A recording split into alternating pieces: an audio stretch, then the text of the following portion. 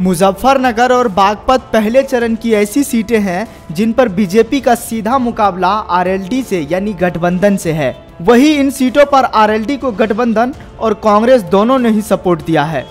Baghpat seat से सांसद सतपाल सिंह को बीजेपी ने उतारा है, तो वही आरएलडी ने जयंत चौधरी को अपना प्रत्याशी घोषित किया है। सतपाल सिंह पिछले चुनाव में करीब 2 लाख वोटों से जीते थे।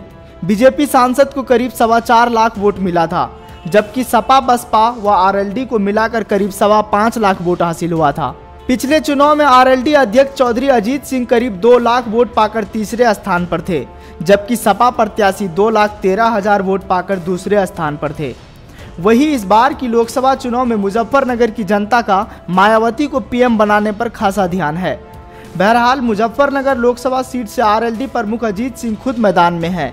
इस सीट से बीजेपी सांसद संजीव बालियान फिर से मैदान में है।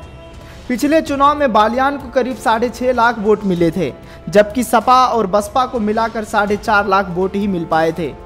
पश्चिमी यूपी में इस बार स्थितियां पिछले लोकसभा चुनाव जैसी नहीं है। पिछले लोकसभा चुनाव में दंगा एक बड़ा फैक्टर था, जिसका पूरा फायदा बीजेपी के प्रत्याशियों को मिला था, लेकिन इस चुनाव में गन्ने का भुगतान, विकास कार्य और छोटे छोटे स्थानीय मुद्दे प्रभावी है। ऐसे में पहले चरण की 8 सीटों का चुनाव बीजेपी के लिए प्रतिष्ठा का सवाल बन गया है और गठबंधन कड़ी चुनौती देती दिख रही है। Bureau report, national India news. अगर अभी तक आपने चैनल को सब्सक्राइब नहीं किया है तो प्लीज़ सब्सक्राइब कीजिए और ताज़ा अपडेट पाने के लिए बेल आइकन को दबाना ना भूलें।